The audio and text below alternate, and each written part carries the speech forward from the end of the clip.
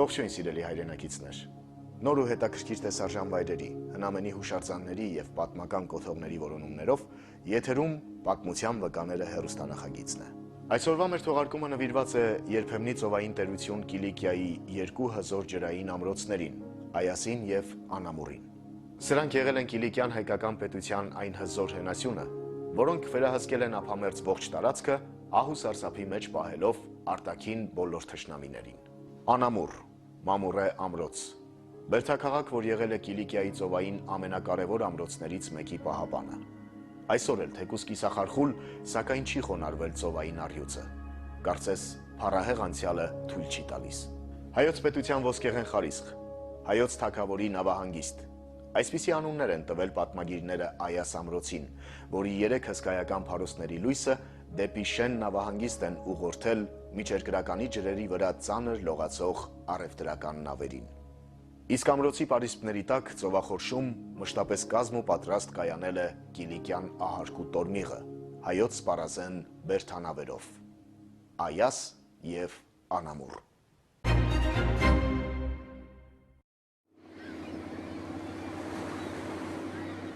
Ռազմական եւ առևտրական խոշորագույն նավահանգիստը Այասն էր։ Իր ծովային հզոր ամրոցով, որը տեղակայված էր հայոց ծոցի խոր ծովախորշերից մեկում։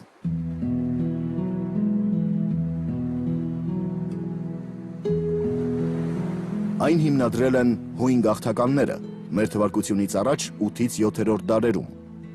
Հռոմի Ադրիանոս Կայսեր պատվին մի որոշ ժամանակահատված քաղաքը կոչվել է Հադրիանա, իսկ հետո նաև Ալեքսանդրապոլիս։ Այասը Կիլիկիայի իշխանության տակ անցավ 1123 թվականին, Լևոն առաջինի կառավարման տարիներին։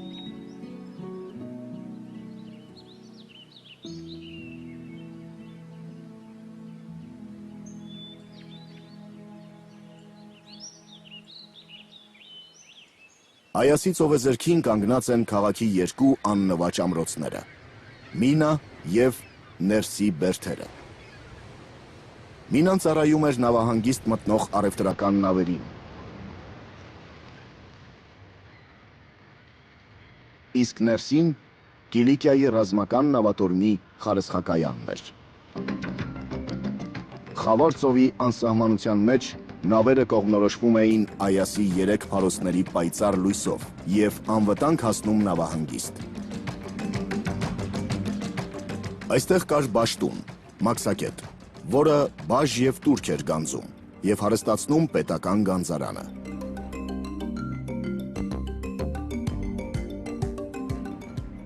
Մշտապես գործել են մթերանոցները, պաշտոնյաների ապարանք վաճառանոցները, պանդոկներն ու իջևանատները։ Արտաքին եւ տարանցիկ առևտուրը ավելի ծավալելու համար Լևոն II-ը առևտրական պայմանագիր է կնքում Ջենովայի եւ Վենետիկի հանրապետության հետ, որով վաճառականներին տվեցին մի շարք խրախուսիչ արտոնություններ։ Այս քաղաքի մասին իտալացի նշանավոր ճանապարհորդ Մարկո Պոլոն 1271 թվականին գրել է. Հայերն ունեն մի քաղաք ծովի վրա, որը կոչվում է Լայաս։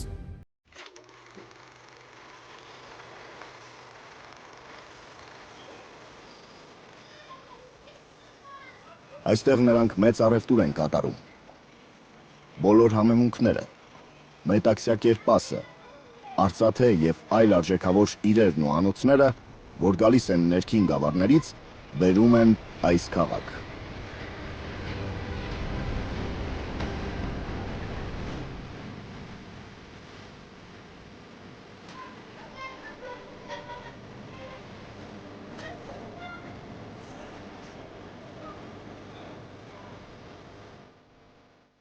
Հանրահայտ իտալացուն ընդունեցին եւ ճանապարհեցին մեծարանքով։ Լևոն III արքան կարգադրեց հատուկ ցրկանավ պատրաստել եւ Մարկո Պոլոյին ճանապարհել նոր նավով։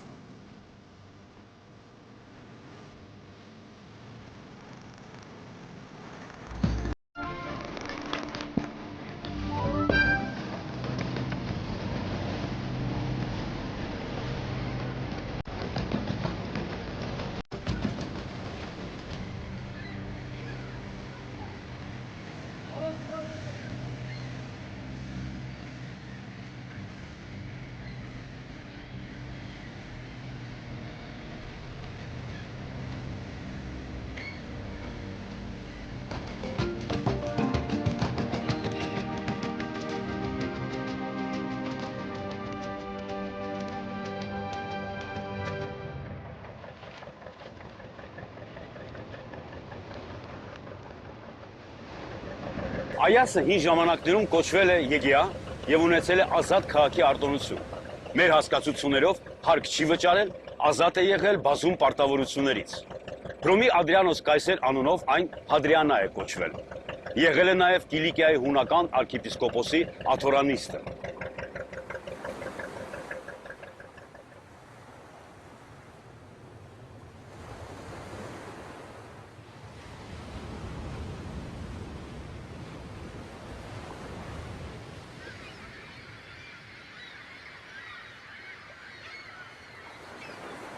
Կան պատմական փաստաթղթեր, ըստ որոնց հայոց ռազմական տորմիղը կայանել է ջրային ամրոցի շրջակայքում և անհրաժեշտության դեպքում ուղեկցել թանկարժեք բեռներով ծանրաբեռնված առևտրական նավերին, որպեսզի դրանք չդառնան միջերկրականի ջրերում վխտացող ծովահենների ավարը։ Սա հերթական ևս մի ծանրակշիռ փաստ է, որ կիլիկիացի հայերը ոչ թե ծովահենությամբ են զբաղվել, այլ հակառակը, պայքարել են ավազակների դեմ։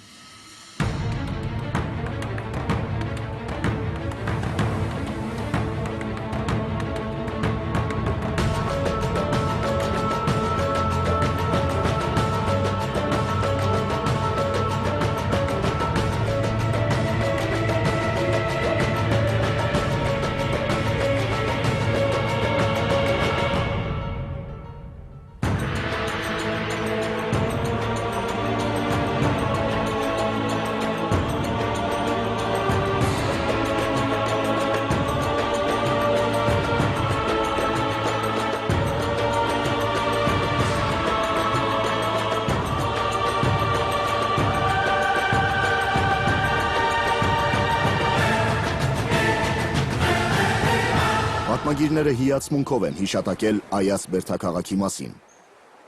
Այասը լինելով հայոց արքունի կալվածք Ռուբինյանների եւ Հեթումյանների հովանավորությամբ դարձել է միջազգային առևտրի եւ արհեստագործության խոշոր կենտրոն։ Քաղաքը կոչել են հայոց պետության ոսկեղեն խարիսխ, հայոց թագավորի նավահանգիստ։ Այասի հետ առևտրական աշխուժ կապեր են ունեցել ավելի քան 25 երկիր ու քաղաք։ Ցավոք, Այասի փառքի ճանապարհը շատ կարճ տևեց։ Թշնամիները բազմաթիվ էին, որոգայթներն ամենուր։ 1368 թվականին Այասն ընկավ, անցնելով Կիպրոսի գերիշխանության տակ։ Իսկ 15-րդ դարում այն նվաճեցին նախ եգիպտացի մամլուքները, ապա թուրք կարամանիկները։ 16-րդ դարի սկզբին Այասը վերջնականապես դարձավ Օսմանյան սուլթանության տարածքը։ 19-րդ դարում դեռևս կիսականգուն էին միջնադարյան 4 եկեղեցիների և քաղաքը շրջապատող պարսպի մի քանի պատառիկներ ու աշտարակի կմախքներ։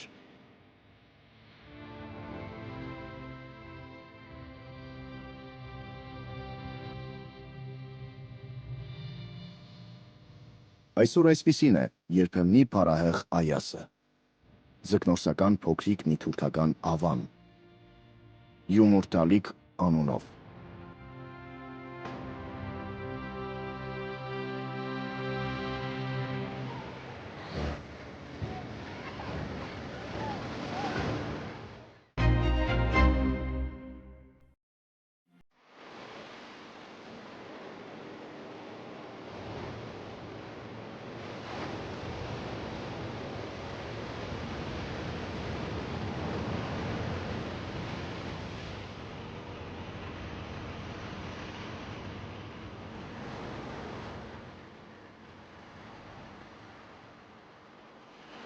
Ծովային տերության Կիլիկիայի երրորդ ամենակարևոր ջրային ամրոցը Անամուրն էր, Մամուրե ամրոցը, որը ծովի կողմից երկրի գլխավոր բերդաքաղաքներից մեկի դարպասն էր։ Մեր թվարկությունից առաջ 4-ից 3-րդ հազարամյակներում այն կառուցել են փյունիկացի ծովագնացները։ Հույները բերդաքաղաքն անվանում էին Անեմուրիոն, իսկ հայերը Անեմուր։ Անամուրը Խաչակրաց շրջանի կառույց է, բայց թե երբ է անցել հայերին, պատմագիրները լռում են։ Մոտ 1 քառակուսի կիլոմետր տարածք ունեցող քաղաքը 4 կողմից շրջապատված է եղել անմատույց պարիսպներով ու աշտարակներով, որոնք առավել հզոր են եղել հատկապես ցամաքի կողմից։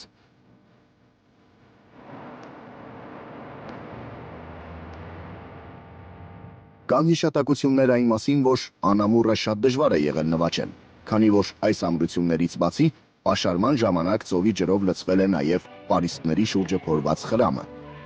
ինչը գործնականում անհնար է դարձրել նույնիսկ բերդին մոտենալը։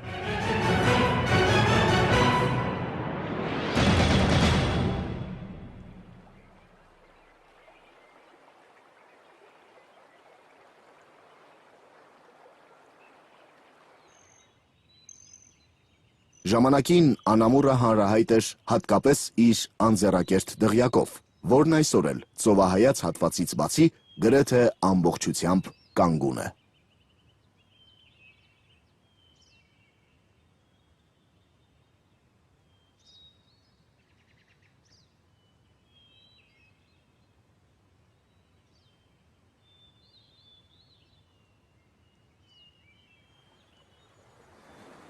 Անհնար է խոսել Կիլիկիայի պատմության մասին և շրջանցել այդ երկրի զարգացած ծովագնացության և նավաշինության ավանդույթները։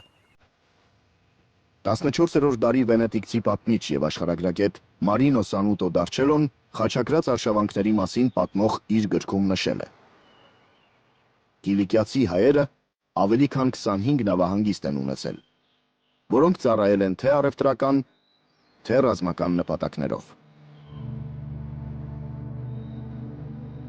Կիլիկիո բոլոր ամրոցների պես անամուրը ևս մշտապես ընդհարումների թատերաբեմ է եղել, և դրանց մի մասն էլ կապված է Եգիպտոսի սուլթան նշանավոր Սալահ ալ-Դինի հարձակումների հետ։ Դամասկոսի և Հալեպի ամիրությունները նվաճելուց ու Երուսաղեմի խաչակրաց թագավորությունը կործանելուց հետո սուլթանը Կիլիկիայի համար դարձավ սպառնալիք։ Հայերի վրա իր զորապետերից առաջինը նա ուղարկեց Ռոստոմ Ամիրային, սակայն նրա դեմ իր սպառազեն զորաբանակով դուրս եկավ Լևոն Մեծ արքան և հենց առաջին ճակատամարտում հիմնովին ջարդեց եգիպտացիներին, սպանելով Ռոստոմ զորավարին։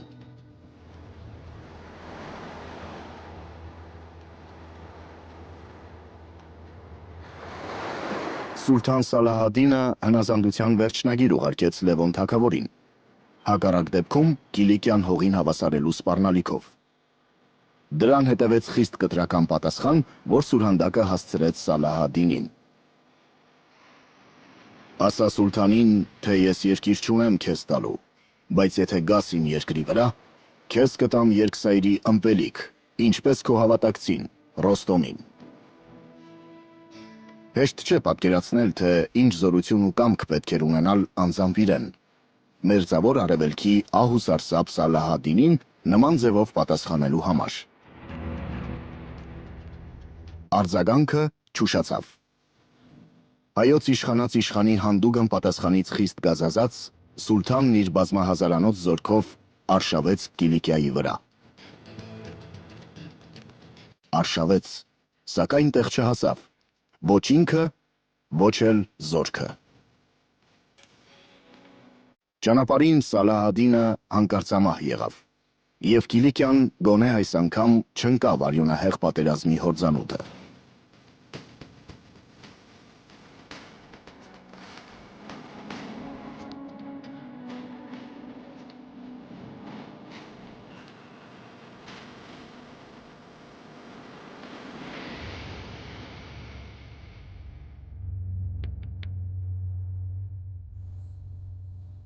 Թագավորության ռազմական նավատորմը բաղկացած է եղել հիմնականում ցրկանավերից ու բերդանավերից։ Ցրկանավը, հակառակ իր ոչ այնքան բարեհունչ անվանը, շատ հուսալի, անտիկ, հունահռոմեական նավատեսակ էր։ Ցրկանավն ուներ իր տարատեսակները՝ գալերա, տրիերա, տարիդա։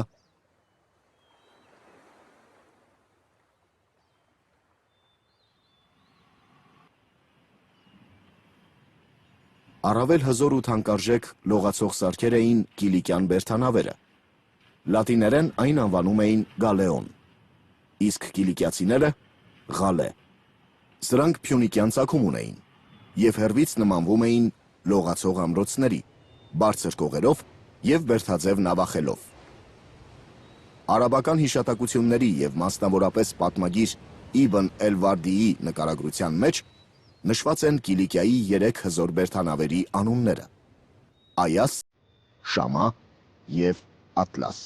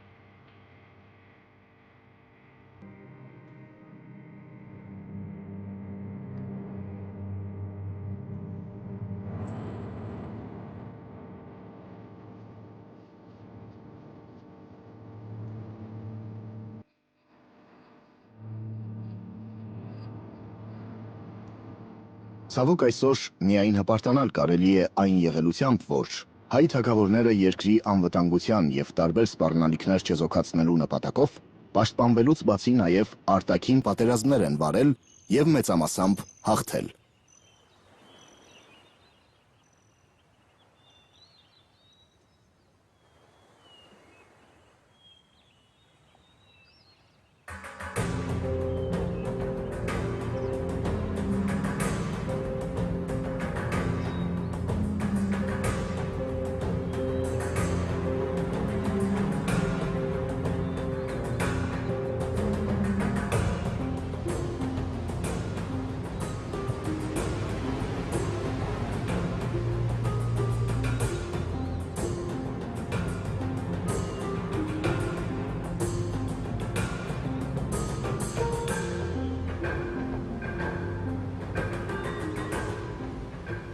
Սակայն շուտով Անամուրի և ողջ Կիլիկիայի համար վրա հասան ծանր ժամանակներ։ Եվ այլ ամրոցների պես այն ևս ընկավ եգիպտացիների իշխանության տակ։ Ժամանակի ընթացքում մարդիկ սկսեցին լքել պատերազմներից քայքայված ու ավերված Անամուրը, և ի վերջո այն դարձավ անմարդաբնակ։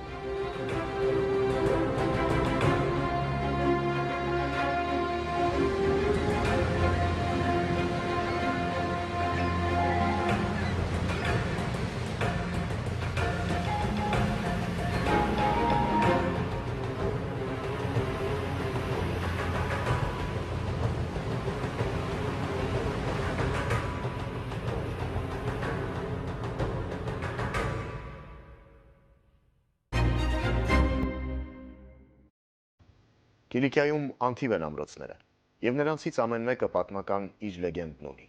հերոսական մաքարումների, ասպետական սխրանքների ու վաղանցիկ փառքի լեգենդը։ Պատմության վկաները նախագիծը կշարունակի ձեզ ներկայացնել մեր պատմական հայրենիքի ամենահետաքրքիր անկյունները, այն ամենը, ինչով մենք բոլորս հպարտացել ենք, նվիրական այն բոլոր հուշարձանները, որ մնացել են որպես մեր անցյալի իրական վկաներ։ Մինչ նոր վկայություններ։